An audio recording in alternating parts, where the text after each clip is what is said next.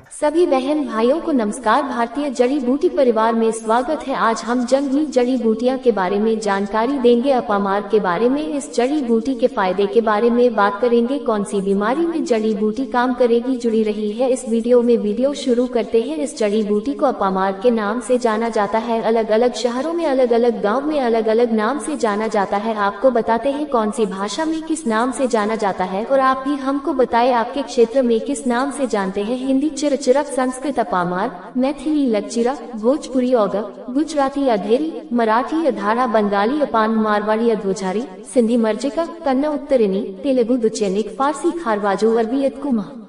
प्राप्त स्थान, ये बरसात के मौसम में समस्त भारतवर्ष में पैदा होता है।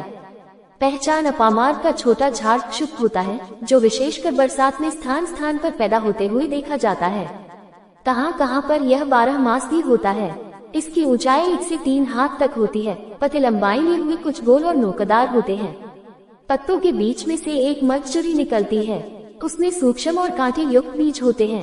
अपामार 2 प्रकार का होता है, एक लाल, दूसरा सफेद। लाल अपामार के डंठल का रंग लाल होता है और उसके ऊपर जो बीज लगते हैं उनके ऊपर कांटे के समान वस्तु होती है। सफेद अपामार के डंठल और पत्तों का रंग हरा, कुछ सफेदी लिए हुए होता है और उसके ऊपर जौ के समान लंबे बीज होते हैं।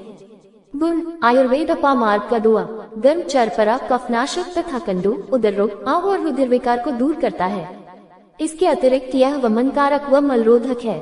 ये दस्तावर, तीक्ष्ण, दीपन, कड़वा, चरपरा, पाचक, रुचिकारक तथा वमन, कफ, मेदा रोग, वात, हृदय रोग, आद्यमान, बवासीर, कड़ू, शूल, उदर रोग और पाचन शक्ति की हीनता को दूर करता है। अपामार गगनिकारक, तीक्ष्ण, नस्य लेने, सूंघने से सिर के कीड़ों को नष्ट करने वाला, वमनकारक, रक्त विकार नाशक और रक्तातिसार निवारक है। ये औषधि नस व वमन कार्य में अत्यंत प्रभावशाली है तथा दांत, खुजली और कफ को नाश करने वाली है।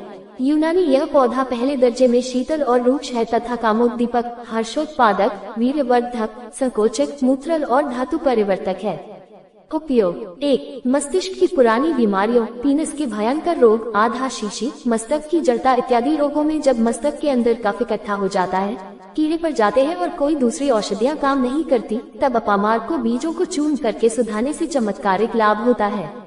इस चूर्ण को सुधाने से मस्तक के अंदर जमा हुआ कफ पतला होकर नाक के जरिए निकल जाता है और वहाँ पर पैदा हुए कोड़े झड़ जाते हैं। अपामार के अतिरिक्त इसके साथ अगर वायविग्न, सूंठ, मिर्च, पीपर, इलायची, मुलेठी, तुलसी के बीज इत्यादि कृमिनाशक तथा कफ निस्सारक औषधियों का चूर्ण भी मिला दिया जाए तो वह और भी अधिक लाभ पहुंचता है। अगर इन्हीं औषधियों को पानी के साथ पीसकर लुगदी बनाकर उसमें 4 गुण गोमूत्र और 4 गुण काली तिल्ली का तेल डालकर मंदाग्नि पर पकाकर गोमूत्र जल जाने पर तेल को छानकर रख लिया जाए तो ये तेल सूंघाने से भी मस्तक की कृमियों का सफाया हो जाता है।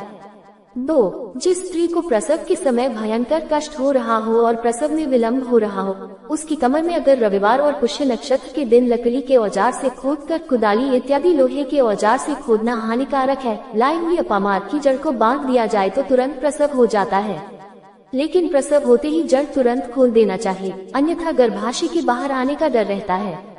अगर जड़ी बांधने के बजाय उसे पीसकर स्त्री के पेड़ों पर लेप कर दिया जाए तो भी वही फायदा होता है। 3. अपामार की 6 मासा ताजी जड़ को पानी में घोटकर पिलाने से पथरी रोग में बड़ा लाभ होता है। ये औषधि बस्ती की पथरी को टुकड़े टुकड़े करके निकाल देती है। वृक्षों के लिए भी यह महौषधि है।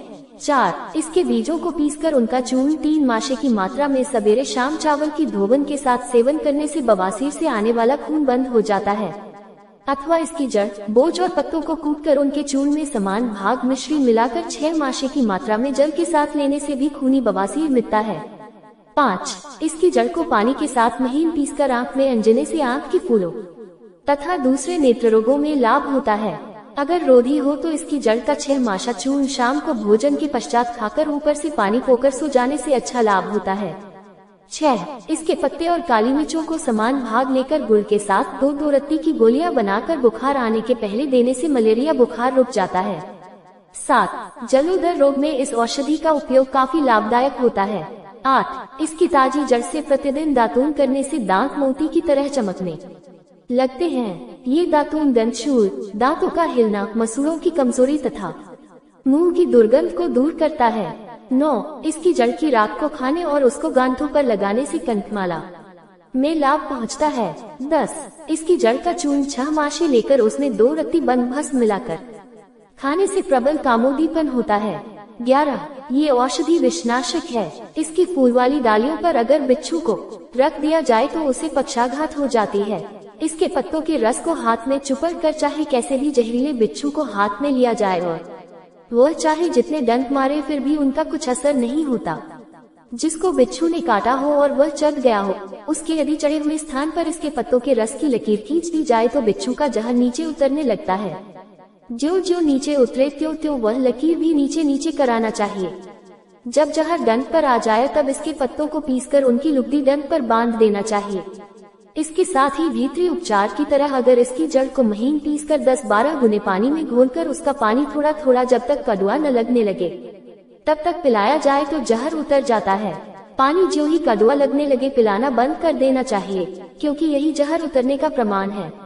12. सफेद अपामार्ग का पंचाक 2 गोला, भेड़ के बालों की भस्म 3 सोला, सुनहरा गेरू 2 तोला। इन तीनों चीजों की कूट पीस कर चूर्ण करें। इसमें से 6 मासा चूर्ण गाय के कच्चे दूध में पिलाने से रक्त प्रदर में शीघ्र आराम होता है।